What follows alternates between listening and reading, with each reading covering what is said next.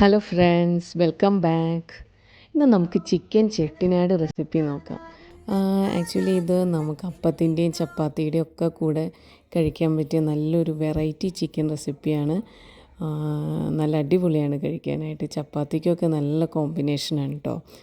അപ്പോൾ നമുക്കിത് എങ്ങനെ ഉണ്ടാക്കുന്നതെന്ന് നോക്കാം. അപ്പോൾ ഞാനിവിടെ ചിക്കൻ 1 കിലോഗ്രാം ചിക്കനാണ് കേട്ടോ എടുത്തേക്കണേ. അതിനുള്ള അളവാണ് എല്ലാം പറയുന്നത്. അപ്പോൾ ചിക്കൻ ആദ്യം തന്നെ നമുക്ക് ഒന്ന് മാരിനേറ്റ് ചെയ്ത് ഒരു 1 to 2 hours വെക്കണം. 1 hours മിനിമം വെക്കണം കേട്ടോ. അപ്പോൾ ചിക്കൻ മാരിനേറ്റ് ചെയ്യാൻ നമുക്ക് ഉപ്പും കുറച്ച് മഞ്ഞൾപ്പൊടി ഇട്ട് കൊടുത്തിട്ട് ഒന്ന് ചെറുതായിട്ടൊന്ന് മിക്സ് ചെയ്ത് കൊടുക്കാം കേട്ടോ.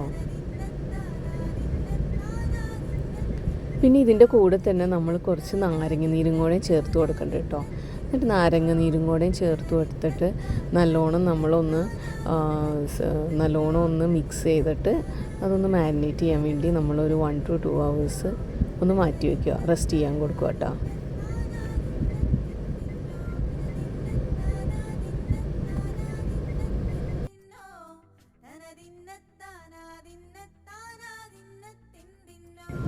അപ്പോൾ ഇപ്പോൾ നമ്മുടെ ചിക്കനെല്ലാം നല്ല സെറ്റാക്കി മാരിനേറ്റ് ചെയ്യാൻ വേണ്ടി നമ്മൾ മാറ്റി വെച്ചിട്ടുണ്ട് കേട്ടോ. പിന്നെ നമുക്കിതിന് ആവശ്യമായിട്ടുള്ള 3 തക്കാളിയും 3 സവാളയാണ് ഞാൻ 1 കിലോ ചിക്കൻ എടുത്തേക്കണം കേട്ടോ.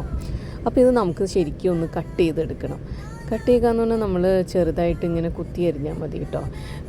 3 തക്കാളിയും 3 സവാളയും നല്ല രീതിയിലൊന്ന് കുത്തി അരിഞ്ഞ് നമ്മളെടുക്കണം അതിന് വേണ്ടിയിട്ട് കേട്ടോ.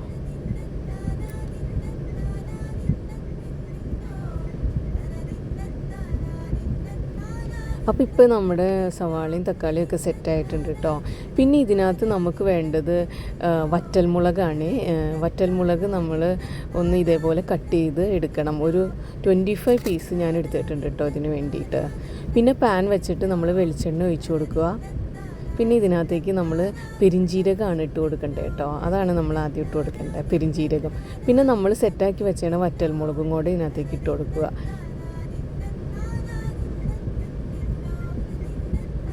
പിന്നെ അതൊന്ന് മിക്സായി ഒന്ന് നല്ലോണം മൂത്ത് കഴിഞ്ഞുമ്പോൾ നമ്മൾ കറിവേപ്പില ഇട്ട് കൊടുക്കുക കേട്ടോ. കറിവേപ്പില ഇട്ട് കഴിഞ്ഞാൽ പിന്നെ നമ്മൾ കൊത്തി അരിഞ്ഞു വെച്ച നമ്മുടെ സവാള അതിനകത്തേക്ക് ഇട്ട് കൊടുക്കുക കേട്ടോ. 3 എണ്ണം കേട്ടോ നമ്മൾ കൊത്തി അരിഞ്ഞു വെച്ചത്. പിന്നെ അത് നല്ലോണം ഒന്ന് വഴറ്റി ഒരു ബ്രൗൺ കളറ് ആവണ വരെ ഒന്ന് വഴറ്റി കഴിഞ്ഞാൽ പിന്നെ നമ്മുടെ തക്കാളി ഇട്ട് കൊടുക്കുക. തക്കാളി 3 എണ്ണം തന്നെ, വലിയ 3 തക്കാളി ഇട്ട് എടുത്തായിരുന്നേ. അതും കൂടെ ഇട്ട് നല്ലോണം ഒന്ന് മിക്സ് ചെയ്ത് രണ്ടും കൂടി ഒന്ന് നല്ലോണം സെറ്റായിട്ട് വഴറ്റുക കേട്ടോ.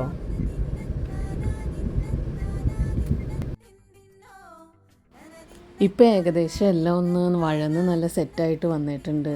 ഇനി ഇതിനകത്തേക്ക് നമുക്ക് നമ്മുടെ പൊടികളൊക്കെ ചേർത്ത് കൊടുക്കണം. ആദ്യമായിട്ട് നമുക്ക് ആവശ്യത്തിന് ഉപ്പ് ചേർത്ത് കൊടുക്കുക. പിന്നെ 1 സ്പൂൺ മഞ്ഞൾപ്പൊടി, പിന്നെ 1 സ്പൂൺ ഗരം മസാല. ആകെ പൊടികൾ ഇത്രയും മാത്രമേ ഉള്ളൂ ഇതിൻ്റെ ആവശ്യം കേട്ടോ. വേറെ നമ്മൾ മുളക് പൊടി ഒന്നും ചേർക്കേണ്ട ആവശ്യം തന്നെ ഇല്ല ഇതിനകത്ത്. ആ ഒരു ടേസ്റ്റാണ് ഇതിൻ്റെ രസം തന്നെ. അധികം സ്പൈസി അല്ല, എന്നാൽ ഭയങ്കര ടേസ്റ്റിയാണ് ഞാനും കഴിക്കാനായിട്ട്. അപ്പോൾ ഇതെല്ലാം ഈ പൊടിയുടെ പച്ചമണം മാറുന്ന പോലെ ഒന്ന് ഇളക്കി കൊടുത്തിട്ട് പിന്നെ ഇതിനകത്തേക്ക് നമ്മൾ മാരിനേറ്റ് ചെയ്ത് വെച്ച ചിക്കൻ ചേർത്ത് കൊടുക്കാം കേട്ടോ. ചിക്കനും കൂടി ഈ മസാലയുടെ കൂടെ അങ്ങ് ചേരുമ്പോൾ നല്ല ഒരു സെറ്റായിട്ടുള്ളൊരു സ്മെല്ലും ഒരു നല്ല കളറൊക്കെയാണ് കേട്ടോ. പിന്നെ ഒരുപാട് സ്പൈസ് ഇല്ല ഇതിന്. പിന്നെ നല്ലോണം ഇത് എല്ലാ സ്ഥലത്തും ആവണ രീതിയിൽ നല്ലോണം ഒന്ന് ഇളക്കി കൊടുത്ത്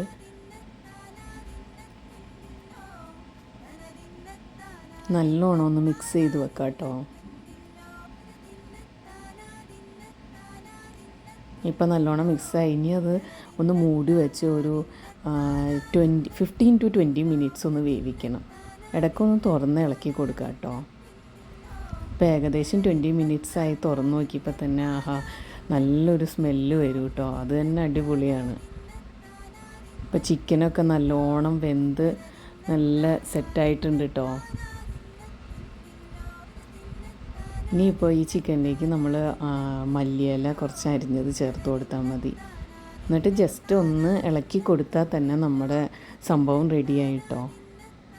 ആ മല്ലിയിലയുടെ പച്ചപ്പ് മാറാത്ത രീതിയിൽ തന്നെ നമുക്ക് ഫ്ലെയിം ഓഫ് ചെയ്യാം. പിന്നെ ഇത് നമുക്ക് സെർവിങ് ഡിഷിലേക്ക് മാറ്റാം കേട്ടോ.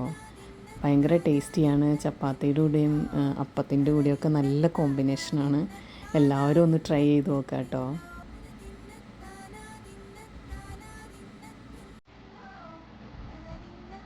Thank you for watching. By.